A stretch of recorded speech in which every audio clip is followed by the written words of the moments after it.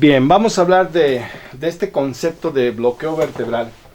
Esta expresión la utilizaron los médicos manuales europeos durante varias décadas, porque ellos no le denominaron subluxación ni complejo de subluxación vertebral, le han denominado bloqueo vertebral.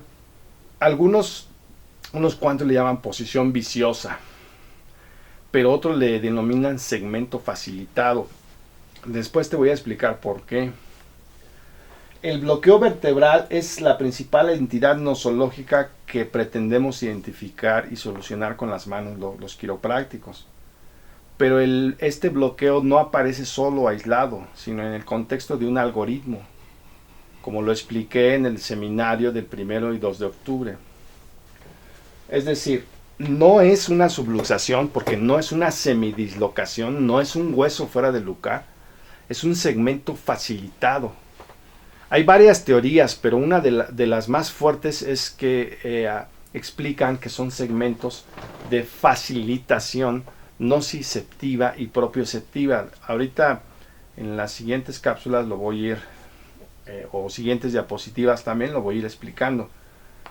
Entonces no se encuentra aislado porque generalmente se localiza en las mismas zonas de la columna vertebral. O sea, te lo voy a decir. Se localizan generalmente, son las mismas vértebras en la misma dirección. O sea, son estereotipos, ¿sí? Y esos estereotipos conforman un algoritmo. Aquí le llamo bloqueo vertebral, no le llamo subluxación. BW, B de bueno y luego la B de vaca, bloqueo vertebral, así la denomino yo, siguiendo a los médicos manuales europeos. No le denomino subluxación. ¿Qué es una entidad nosológica? Ya lo dije, es en otras palabras una enfermedad, algo que se desvía de la normalidad. Entonces, el bloqueo vertebral es algo que se desvía de la normalidad porque pues no tiene la movilidad normal, sino que está hipomóvil. El movimiento se ha reducido, ¿sí? Tú ajustas a un paciente el cuello, antes de ajustarlo el paciente tiene este rango de movimiento, pero lo ajustas y ahora aumenta su rango de movimiento, ¿sí? Entonces la hipomovilidad es el signo patognomónico en la zona cervical y dorsal. Bueno, es uno de los signos patognomónicos. Acuérdate que patognomónico significa indudable, es un signo indudable que te ayuda a conocer gnosis, gnomon, la patología o la entidad nosológica, ¿sí? La palabra nosológico procede del vocablo griego nosos, que significa enfermedad, y logos, estudio o tratado. Ya vimos que un nosocomio es un hospital, ya que en este se hospeda enfermos con un propósito que es sanarlos. La principal entidad nosológica corregida manualmente por los quiroprácticos es el bloqueo vertebral, ¿sí? Bueno, ya expliqué en otros lugares qué es la nosología. La nosología es la ciencia que estudia los supuestos teóricos de la naturaleza de las entidades nosológicas.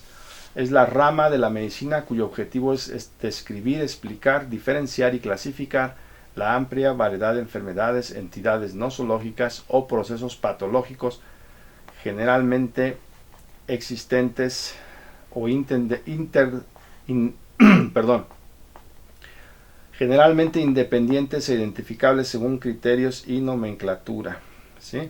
Entonces, la nosología implica una sistematización de las entidades nosológicas por los conocimientos que se tiene de ellas, basados en los supuestos teóricos sobre la naturaleza de los procesos patológicos. Y aquí es donde entramos al tema, la subluxación, ¿no? Aquí vamos a hablar, este es el modelo palmeriano, ¿no? El modelo palmeriano, como ahorita vamos a ver, consta de cuatro componentes principales. Aquí está. 1, 2, 3, 4. ¿Sí? Se trata de una dislocación parcial mínima en los huesos de la columna vertebral que implica cambios desfavorables en términos neurológicos, estructurales y fisiológicos, según la define cierto texto de quiropráctica. 4 componentes de la subluxación vertebral según estos dos señores, Didi y B.J. Palmer. ¿Ok? Número 1, pérdida de la yuxtaposición de la vértebra superior, inferior o ambas. Es la pérdida de la relación mecánica entre las vértebras en cuestión y la pérdida de la integridad funcional de la columna. La definición de Stephenson, 1927, Chiropractic Textbook. 2. Oclusión de un foramen. Esto depende de la correcta interrelación vertebral. Ocurre cuando una vértebra está mal posicionada y obstruye los impulsos nerviosos. 3. Compromiso de la integridad neural. Cuando el tamaño, la forma y la posición del foramen se ven comprometidos, también las raíces nerviosas pueden estar en problemas. 4. Interferencia en el impulso nervioso y mental. Este es el concepto palmeriano de los Palmer. Este concepto, si te fijas en el fondo, está describiendo un síndrome de compresión radicular, ¿sí? Que te va a producir parestesias, disestesias, hipoestesias y dolor muy intenso, ¿ok? Y generalmente es por espondiloartropatías, discopatías ya crónicas avanzadas, ¿ok? Porque por ejemplo, cuando hay una discopatía, hay una pérdida de la yuxtaposición. Si el disco ya está muy degenerado, la vértebra ahora sí está movida de su lugar, por supuesto que sí. Con respecto a una superior o a una inferior, una supra o infrayacente, ¿ok? Y va a ayudar a la pérdida de la integridad funcional de toda la columna. Pero aquí estamos hablando de una espondiloartropatía, ¿sí? 2. Oclusión de un foramen. Sí se presentan muchas oclusiones del foramen. Una estenosis foraminal, sí. Pero esto es visible en una radiografía y esto en una resonancia magnética. Y también en una radiografía se ve cómo está reducido el diámetro del agujero de conjunción o foramen. Entonces, estamos hablando de una cronicidad, pero si te llega un niño, el niño no tiene nada de esto, y sin embargo puedes decir que está subluxado, ¿sí? Compromiso de la integridad neural. Cuando hay un pellizcamiento de la raíz del nervio, se le llama síndrome de atrapamiento nervioso o síndrome de compresión radicular. Pero aquí estamos hablando de un problema crónico, estructural, avanzado, de muchos años o décadas, o por traumatismo severo. Interferencia en el impulso nervioso. Exactamente, va a haber una interferencia en el flujo axónico, en el potencial de acción, etc. Y eso te va a provocar hipoestesias, parestesias, dolor intenso, etc. Entonces, esta descripción de los Palmer es totalmente incorrecta, porque está describiendo una entidad nosológica clínica que sí existe, pero no se debe llamar subluxación al estilo de los Palmer, porque esta interferencia en el impulso nervioso, según los Palmer, te va a provocar enfermedad visceral. Y como dice Samuel Homola, no se ha demostrado que ni una subluxación quiropráctica ni una subluxación ortopédica médica estén generando enfermedades específicas en las vértebras. Son casos realmente aislados, como ya mencioné. Entonces, este sistema de los Palmer lo hacemos a un lado porque no tiene fundamentación científica. Es un constructo metafísico teosófico, como ya he explicado en otros videos. Es un concepto cuasi religioso. ¿Ok? Bien. Vamos a hablar del Vertebral Subluxation Complex, complejo de subluxación vertebral. Este es el modelo de los Palmer. Mal entendido. Ahora vamos a hablar de un modelo muy superior al de los Palmer. De un grupo de quiroprácticos que quisieron, por un lado, romper ver hacer estallar en mil pedazos el modelo simplista y religioso de los Palmer, y por otro lado presentar un modelo más científico, más apegado a la ciencia y a la clínica y al consultorio. Pero por otra parte, mientras sigue conservando la palabra subluxación, sigue atado al modelo palmeriano, ¿sí? Entonces ve, por un lado se liberan, pero el núcleo, que es el vocablo subluxación y el concepto de un hueso fuera del lugar, sigue siendo el mismo. Entonces este modelo tiene ventajas y desventajas, pero es muy superior al modelo simplista de los Palmer. Entonces aquí vienen 5 componentes: el muscular, el articular, el de tejido blando, el del nervio y la patofisiología.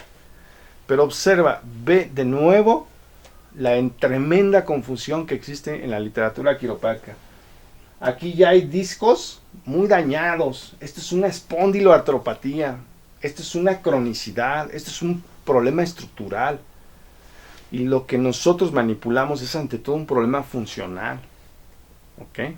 Funcional, es patología funcional. Y ve, aquí te están presentando patología estructural, ya avanzada. Ahí es donde entra la confusión del quiropráctico. ¿Sí? La disfunción muscular. Los músculos que están soportando la columna vertebral se pueden debilitar, atrofiar y pueden llegar a estar rígidos, incluso con espasmo. Bueno, el espasmo es muy difícil que llegue, pero esto llegaría en una situación muy intensa, ya muy fuerte, ¿sí? Incluso la atrofia. La disfunción del sistema nervioso. La compresión del nervio puede conducirte a síntomas obvios como son dolor del nervio, pero muy comúnmente la subluxación pondrá estrés silencioso sobre el nervio, afectando su habilidad para transmitir señales entre el cerebro y el cuerpo humano, ¿no? Entonces dice que aquí lo va a comprimir, pero que va a haber un estrés silente, es decir, silencioso.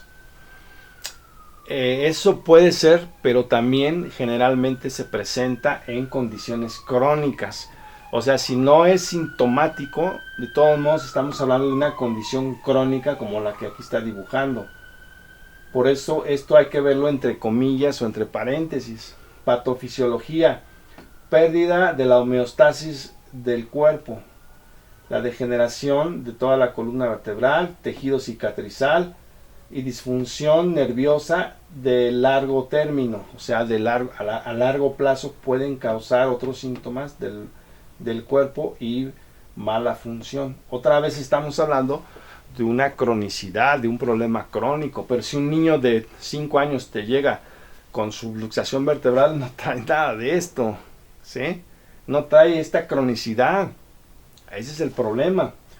Tejidos blandos, disfunción, inflamación, edema de los tejidos blandos que circundan, problemas en los discos, ligamentos y tendones, y disfunción articular. La vértebra pierde su posición y movimiento normal. Esto es lo que es visto en unión con los otros 4 componentes. Pero aquí te está describiendo una espondiloartropatía, un problema ya degenerativo, crónico degenerativo. Entonces aquí el término está incorrecto, el dibujo está incorrecto, ¿sí? Pero ahí está la confusión de los quiroprácticos. Lo que yo estoy proponiendo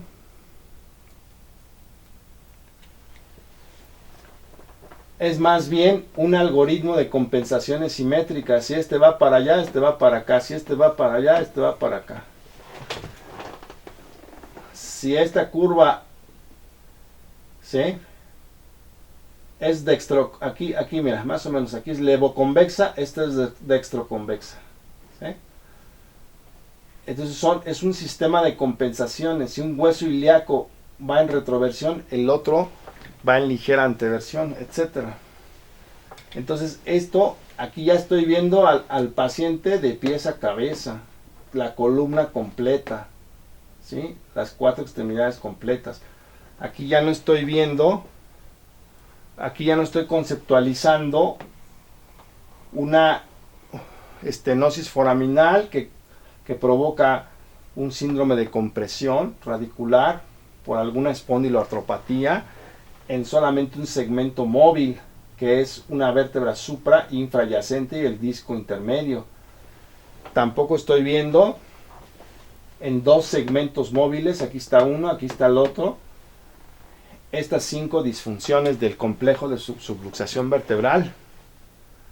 ¿Sí? Esta es una epistemología reduccionista porque nada más veo partes.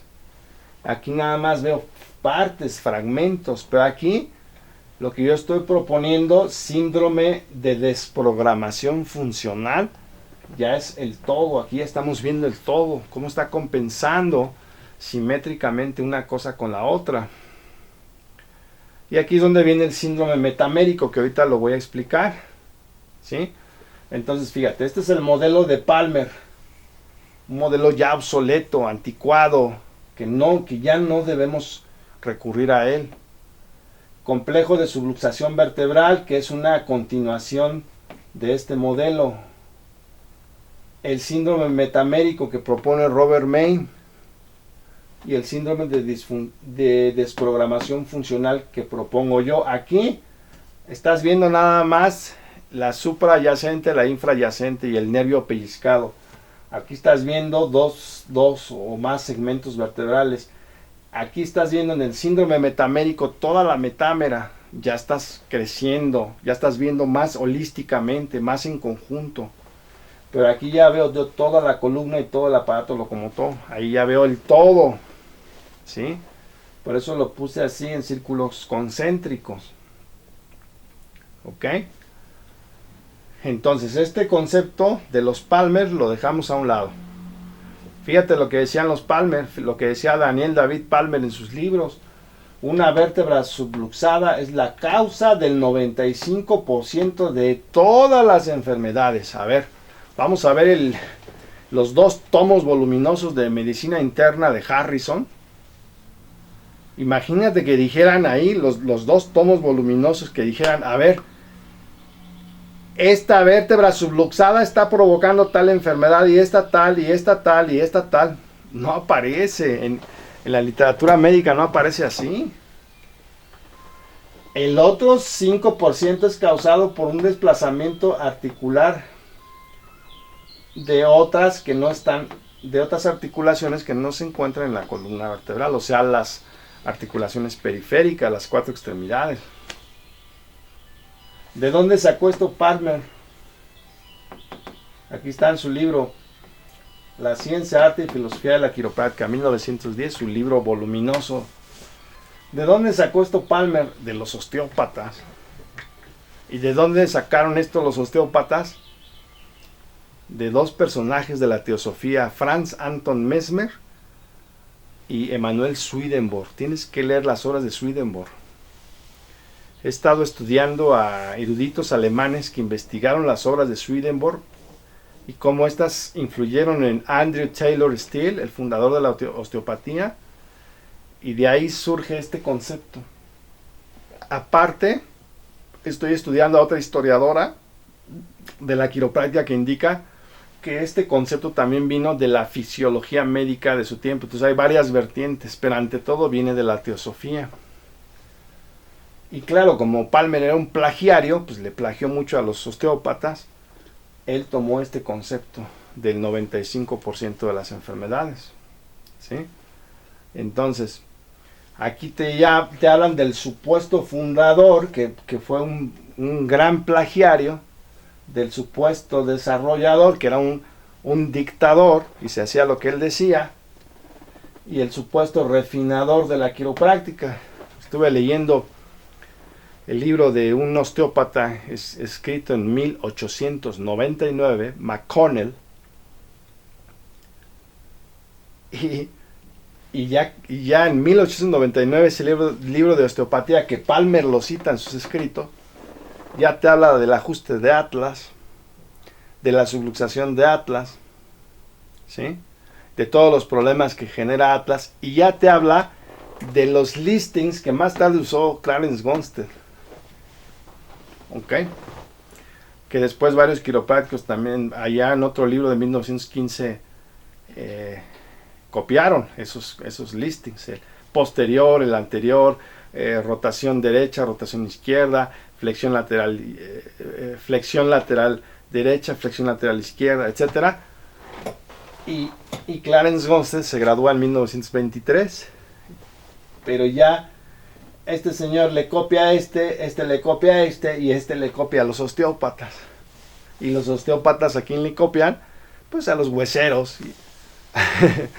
Entonces, ahí está, ¿verdad? El concepto de subluxación vertebral. Después, en otros vídeos te voy a explicar todo esto, ¿ok?